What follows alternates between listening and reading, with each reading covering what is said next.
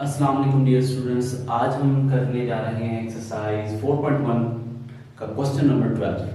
अच्छा बच्चे, अब आप देखें क्वेश्चन नंबर 12 से ऑनवर्ड जो हमने क्वेश्चंस करने हैं, इसमें आपको टोटल 3 से 4 रूल जो हैं वो सीखने हैं और उन्हें अप्लाई करना है। ठीक है, कंसेप्ट जो हैं वो सिर्फ 3 से 4 छोटे छोटे कंसेप्ट हैं और मैच भी करते हैं। अब बच्चे क्वेश्चन नंबर 12 को अगर आप देखें और क्वेश्चन नंबर 16 को देखें तो ये मैच हो रहे हैं, क्योंकि इसके अंदर हमें 2 टर्म्स दी गई हैं और एक फर्स्ट टर्म है और एक लास्ट टर्म है। मिडिल टर्म जो है वो नहीं दी गई। तो बच्चे ऐसे केस में आपने बिल्कुल भी परेशान नहीं होना। ठीक है, सवाल जो मर्जी आ जाए, आपने डायरेक्टली पहले फर्स्ट टर्म जो है उसका स्क्वायर बनाए। ठीक है, फिर जो आपको लास्ट टर्म दी गई है उसका स्क्वायर बनाए। अब देखें मिडिल टर्म जो होती है वो कैसे बनती है। अब इसे हम देखेंगे, x4 क्या बनेगा, x स्क्वायर का स्क्वायर। 4 किसका स्क्वायर होता है, 2 का, और m4 क्या हो जाएगा, m स्क्वायर का स्क्वायर। अब बच्चे दरमियान में हम उससे ऐड करेंगे ताकि हमने इसे परफेक्ट स्क्वायर बनाना है। ठीक है, स्क्वायर का होल स्क्वायर का फार्मूला, तो बीच में हमें क्या चाहिए, प्लस 2a और b।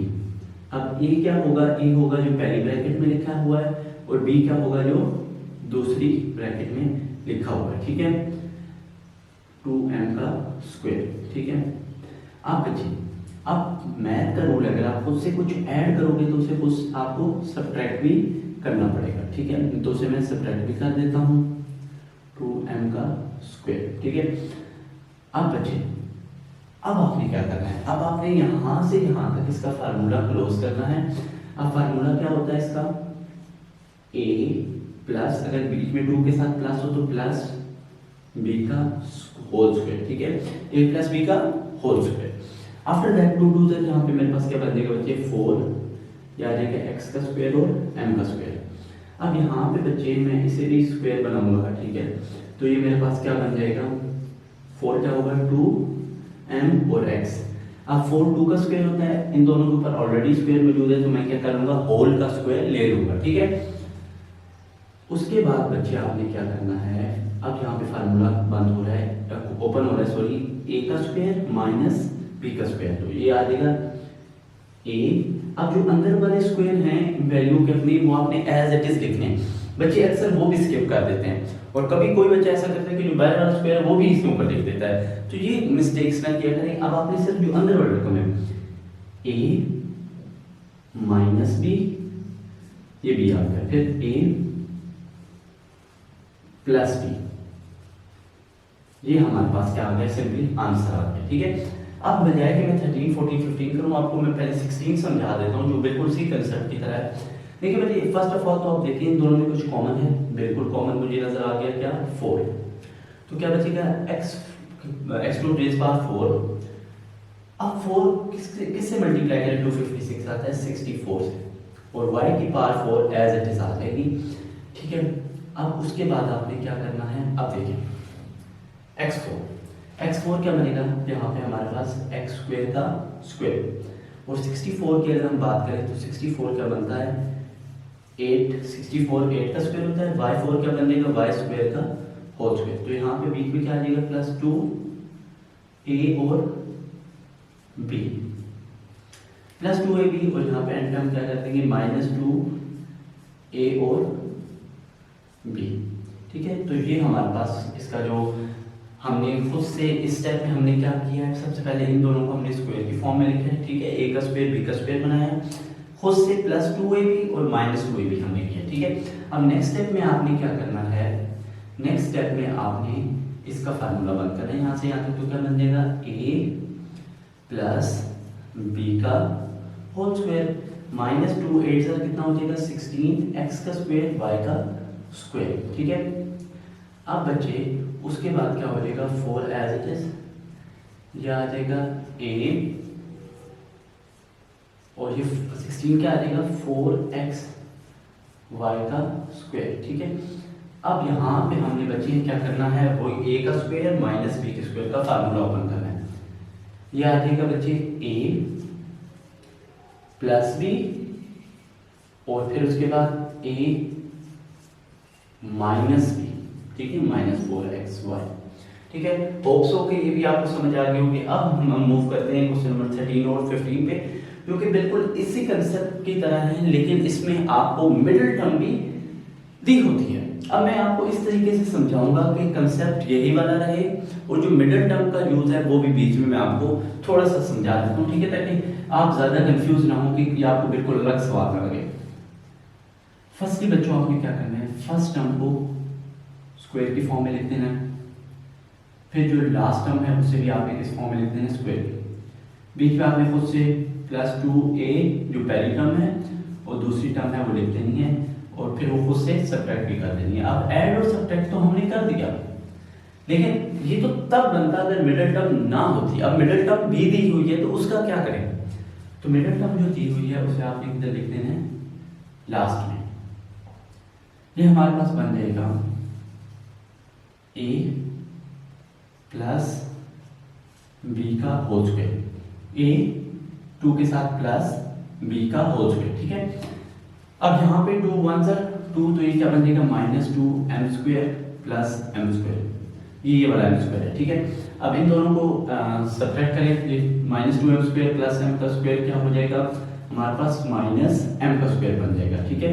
तो अगर ये -m² बनेगा तो आप देखेंगे क्या बन रहा है हमारे पास फार्मूला, a² माइनस b का स्क्वायर, ये बच्चे आ जाएगा a प्लस b और फिर a ये पूरी रकम a है, m² प्लस 1 a है, ठीक है, a माइनस b। अब आप इसे रीअरेंज करके भी लिख सकते हैं, मतलब पहले स्क्वायर वाली, ठीक है, प्लस m प्लस 1 और इधर क्या आ जाएगा m² माइनस m प्लस 1, ठीक है। होप सो कि आपको ये समझ आ गया।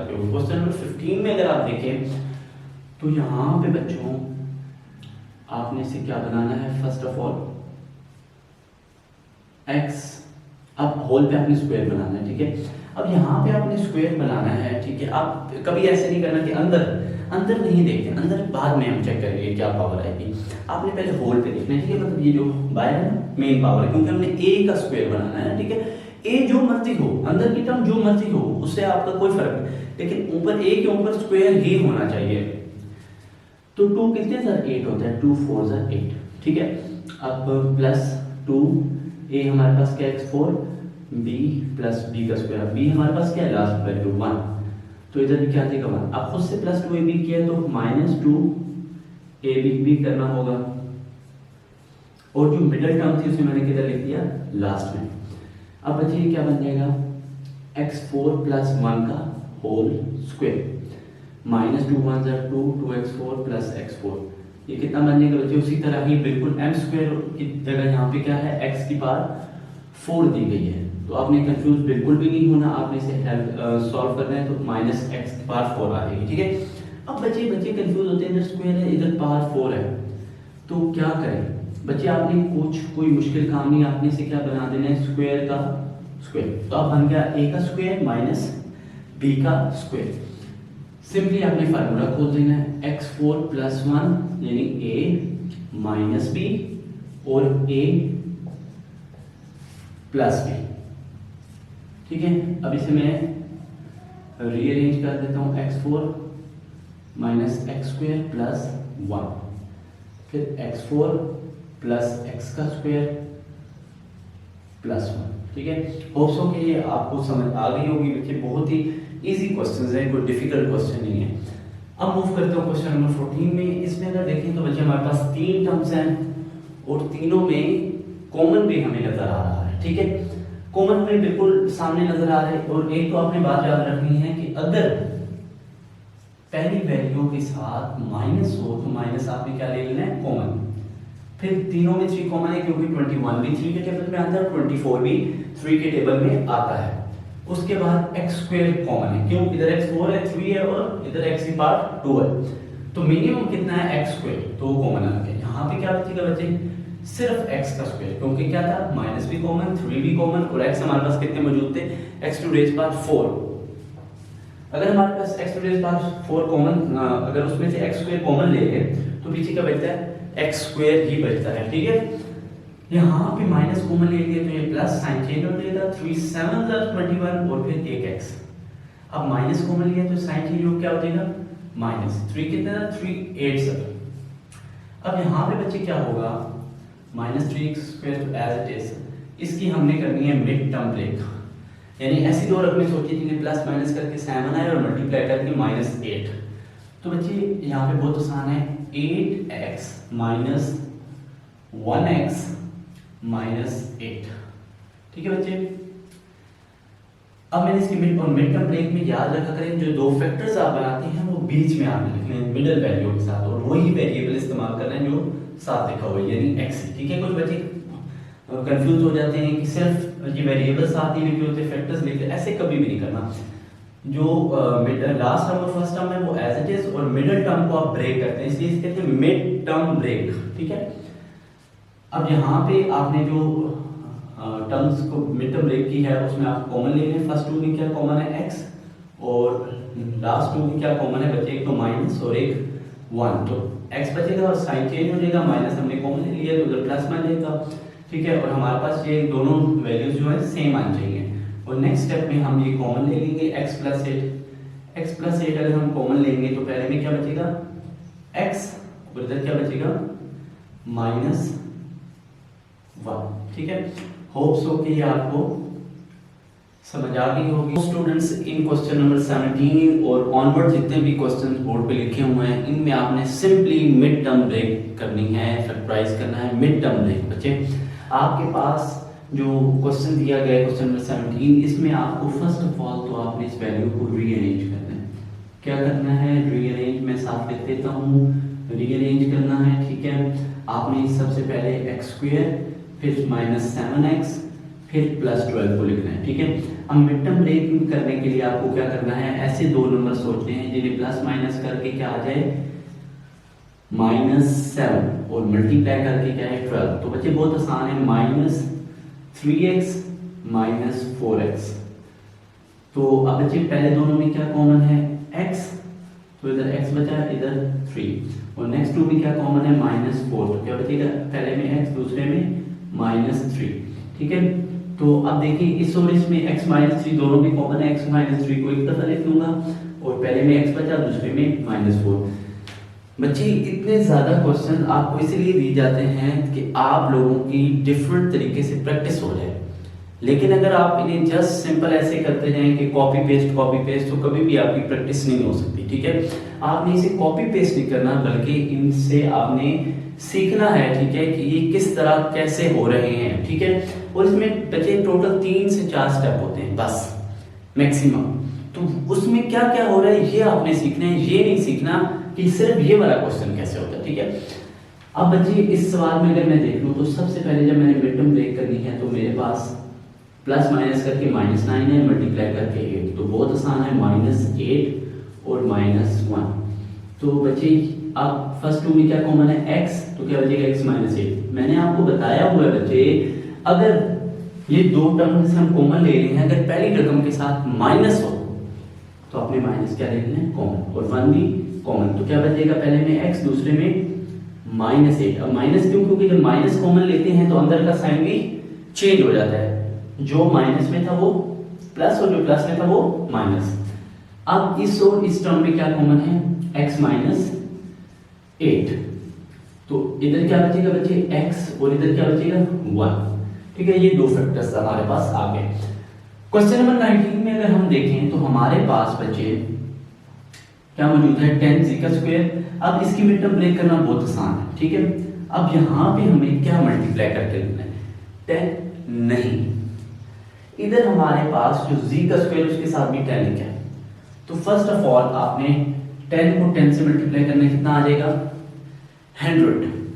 तो 29 को इस तरह तोड़ें कि प्लस माइनस करके ऐसी दो टर्म्स वैल्यूज आप सोचें जिन्हें मल्टीप्लाई करके 100 आए और प्लस माइनस करके 29। तो बच्चे बहुत आसान है, आपके पास 25z -4z।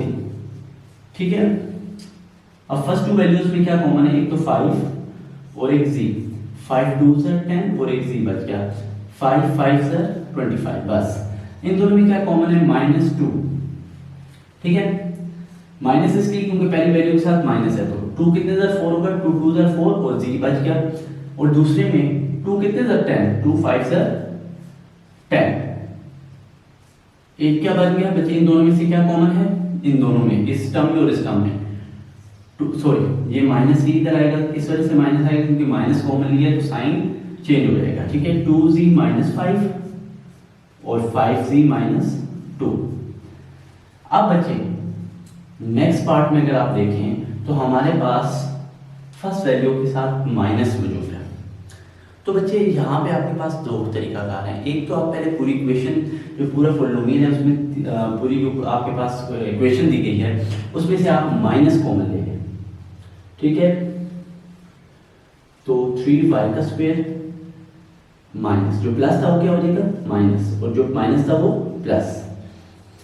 अब बच्चे आप इसकी क्या करते हैं मिड टर्म टेक, ठीक है। 3y का स्क्वायर, अब 3 4 12 मल्टीप्लाई करके क्या आना चाहिए 12, यानी 12 और 1 माइनस 12 माइनस 1 माइनस 13 होते हैं, ठीक है।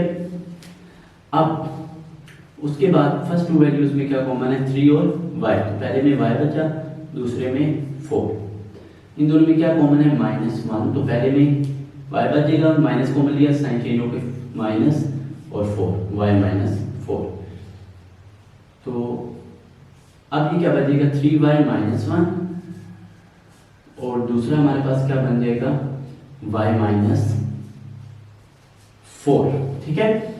अब क्वेश्चन नंबर 21, अब 21 में अगर हम देखेंगे तो इसमें हमारे पास क्या बनेगा x का स्क्वायर माइनस, अब देखिए प्लस माइनस करके क्या आना चाहिए 21 और मल्टीप्लाई करके 90, तो हमारे पास माइनस 15x और माइनस 6x। अब 15 6 बच्चे आपको भी पता है कि क्या होता है 90, ठीक है, और माइनस 15 माइनस 6 को अगर आप ऐड करेंगे तो कितना आ जाएगा -21। अब फर्स्ट टू में x कॉमन है, क्या बचेगा x माइनस 15, नेक्स्ट टू में -6 कॉमन है, इधर x बचा, साइन चेंज होके माइनस हो गया, 6 15 90, ठीक है। अब आप देखें तो इन दोनों में क्या आ गया x माइनस 15, ठीक है, कॉमन, तो पहले में x बचा दूसरे में -6।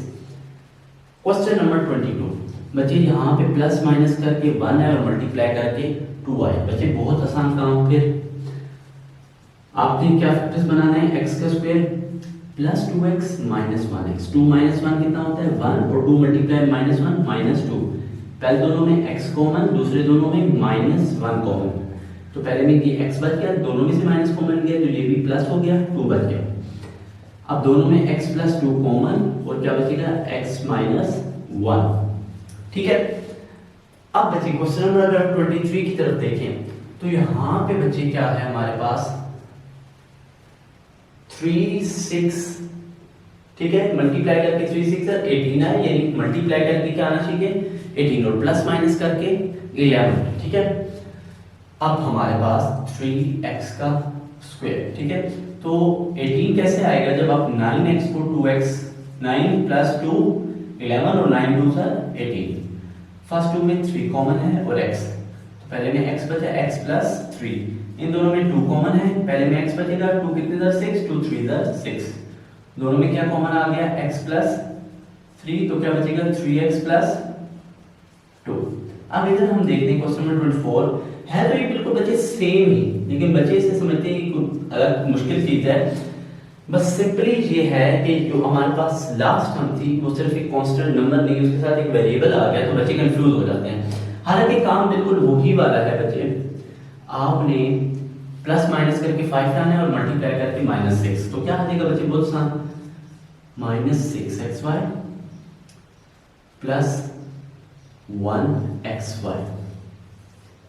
अब देखें -6 और +1 कितना होता है -5x, और मल्टीप्लाई करें -6 1 -6, ठीक है।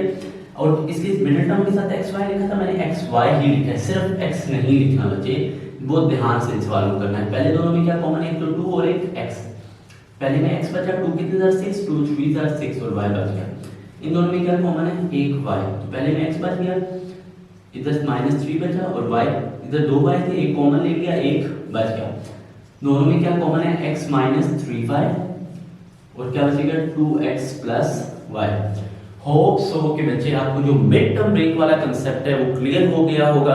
अब मूव करते हैं next concept. Students, in question number 25 and 26 आप देख सकते हैं कि आपके पास जो x स्क्वायर वाली टर्म है वो लास्ट में दी गई है। तो बच्चे आप इसे इसी तरीके से भी सॉल्व कर सकते हैं। अगर आप नहीं करना चाहते देन आप इसमें से माइनस कॉमन लेके और या रीअरेंज करके पहले एक्स स्क्वायर को फर्स्ट लिख लें, फिर आप एक्स वाली लिखें, फिर आप कांस्टेंट लिखें, जैसे मर्जी आप करना चाहें। ठीक है, दोनों तरीके बहुत सही है। ठीक है, क्योंकि आंसर सेम आएंगे। अब बच्चे अगर आप बिल्कुल इसी तरीके से करते हैं तो आपने मिड टर्म ब्रेक करनी है। 8 5 से 40 आपने 40 लाना है, तो इसमें आपके पास क्या आ जाएगा 10x माइनस 4x। अब बच्चे फर्स्ट 2 में आपके पास क्या कॉमन है, आपके पास कॉमन है 2, तो 2 4 ज़ा 8 2 5 ज़ा 10, इन दोनों में माइनस भी कॉमन है बच्चे और x भी कॉमन है, तो क्या बचेगा 4 प्लस 5x। तुम्हारे पास एक फैक्टर आ जाएगा 2 माइनस एक्स और एक आ जाएगा 4 प्लस एक्स। बच्चे आप इस तरह करें, इस तरह भी ठीक है। अगर आप माइनस कॉमन लेके करें, रीअरेंज करके करें, वो भी ठीक है। ठीक है, अब बच्चे यहाँ पे हम देख लेते हैं हमारे पास क्या आ जाएगा। हमारे पास 6 माइनस, अब मल्टीप्लाई करके क्या आना चाहिए 30, 5 6 है माइनस 30 मल्टीप्लाई कर प्लस माइनस करके माइनस 7। तो बच्चे कोई मसला नहीं है, minus 10x plus 3x, minus 10 3 sir 30 और माइनस 10 प्लस 3 माइनस 7 होते हैं। ठीक है, अब बच्चे फर्स्ट 2 में क्या कॉमन है 2 2 3 सर 6 और 2 5 सर 10, इन दोनों में क्या कॉमन है बच्चे सिर्फ x, तो फर्स्ट में क्या बचेगा 3 और इधर क्या बचेगा माइनस 5x। तो इन दोनों में से जब कॉमन लेंगे तो क्या आ जाएगा 3 माइनस 5x और इधर क्या बचेगा पहले में 2 और दूसरे में x। अब क्वेश्चन नंबर 27 में अगर आप देखें तो यहाँ पे आप पहले ही 2 कॉमन ले सकते हैं, अगर नहीं लेना चाहते आप बाद में भी ले सकते हैं। ठीक है, अगर मैं शुरू में ही 2 कॉमन ले लूं तो क्या बचेगा a square minus 2a plus 3। अब मिड टर्म ब्रेक करनी है इसकी। अब मिड टर्म ब्रेक, अब प्लस माइनस करके क्या आना चाहिए -2 और मल्टीप्लाई करके क्या आना चाहिए 3। तो बहुत आसान है बच्चे, यहाँ पे मेरे पास क्या बचेगा -3a प्लस a, -3a और प्लस a। होप सो यहाँ पे साइन की मिस्टेक है, दैट्स वाई ये यहाँ पे गलत हो रहा है। यहाँ पे आई थिंक सो, हाँ जी सॉरी मैंने यहाँ पे माइनस की मिस्टेक कर दी है, यहाँ पे माइनस ही था। ठीक है, -3 और प्लस a। ठीक है, -3 और प्लस 1 कितना होता है -2 और -3 मल्टीप्लाई बाय 1 -3 ही होता है। ठीक है, अब बच्चे फर्स्ट 2 में क्या कॉमन है a, तो पहले में a -3, इन दोनों में क्या कॉमन है कुछ भी नहीं 1। ठीक है, जिधर कुछ जहां कुछ भी नहीं कॉमन होगा वहां पे आप क्या कॉमन लेंगे 1। तो पहले में क्या बचेगा a, दूसरे में क्या बचेगा -3। अब बचे 2 ऐसे ही आ गया। अब इन दोनों में क्या कॉमन है a -3, तो इधर क्या बचेगा a प्लस 1। होप सो कि आपको बिल्कुल सही से समझ आ गई होगी। ठीक है बच्चे, अब मूव ऑन करते हैं क्वेश्चन नंबर 28 की तरफ। ठीक है, second last part. Second last और लास्ट तकरीबन बिल्कुल सेम ही है। यहाँ पे भी आपने मिड टर्म ब्रेक ही करनी है, लेकिन आपको स्टार्टिंग पावर स्क्वायर की बजाय 4 दे दी गई है। ठीक है, ये u लिखा हुआ है और ये 4 है।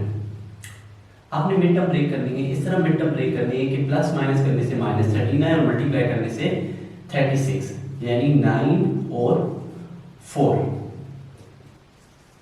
अब फर्स्ट 2 में क्या कॉमन है y का स्क्वायर, तो पहले में क्या बचेगा y का स्क्वायर, इधर क्या बचेगा -9, इधर -4 कॉमन है, क्या बचेगा y का स्क्वायर -9, एक क्या आ जाएगा y स्क्वायर -9, दोनों में कॉमन, इधर क्या बचेगा y स्क्वायर और इधर 4।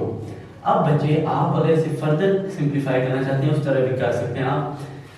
यहाँ पे बच्चे 9 क्या बन जाएगा 3 का स्क्वायर और 4 क्या बन जाएगा 2 का स्क्वायर। आप फर्दर इसका फार्मूला खोल दें a माइनस बी और a प्लस बी। ठीक है, और इसे नेक्स्ट जो y स्क्वायर -2 का स्क्वायर, ऐसे भी y प्लस 2 और y -2। ठीक है, आप इस तरीके से भी आप इसे फर्दर सिंपलीफाई कर सकते हैं। ठीक है, अगर आप इधर देखें तो इधर आपके पास 2 टर्म्स है। ठीक है, 3 टर्म्स है आपके पास y4 y स्क्वायर और एक कांस्टेंट। ठीक है, उसी तरह बिल्कुल सेम क्वेश्चन नंबर 28 की तरह आपने करना है प्लस माइनस करके 12 आना चाहिए और मल्टीप्लाई करके 64। तो बच्चे 8 और 4 तो नहीं आ रहा हमारे पास, बल्कि 16 और 4 आ रहा है, ठीक है, -16 और +4। अब बचे फर्स्ट टू में क्या कॉमन है, y का स्क्वायर, तो क्या बचेगा y² - 16। इन दोनों में क्या कॉमन है 4, तो क्या आ जाएगा y² - 16।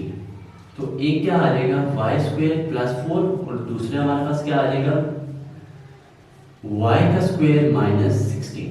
अब बच्चे यहाँ पे तो आप इसे 2 का स्क्वायर बनाएंगे ना। अब यहाँ पे से 2 का स्क्वायर क्यों नहीं बनाया जा रहा, जबकि लास्ट पार्ट में 4 को 2 का स्क्वायर। बच्चे इधर बीच में क्या है प्लस, तो a² + b² के लिए कोई फार्मूला नहीं होता, दैट्स वाई से हम ऐसे ही कह देंगे, जबकि 16 को हम बना देंगे 4 का स्क्वायर, ठीक है, और इसे हम फर्दर सिंप्लीफाई कर देंगे। ये क्या आ जाएगा y - 4 y + 4, ठीक है। तो इसकी बिल्कुल फैक्टराइज फॉर्म हमारे पास ये आ गई, ठीक है। तो बच्चे यहाँ तक था हमारा 4.1 का सफ़र। होप्स हो कि आपको 4.1 के अंदर जो 3-4 कंसेप्ट थे वो सारे समझ आ गए होंगे, और इसके बाद मैं अभी एक सेपरेट वीडियो बनाऊंगा मिड टर्म ब्रेक पे, ताकि जिन बच्चों को मिड टर्म ब्रेक करने में डिफ़िकल्टी पेश आती है वो उसे सही तरीके से समझ लें। अगली एक्सरसाइज के साथ मिलते हैं इंशाल्लाह कल।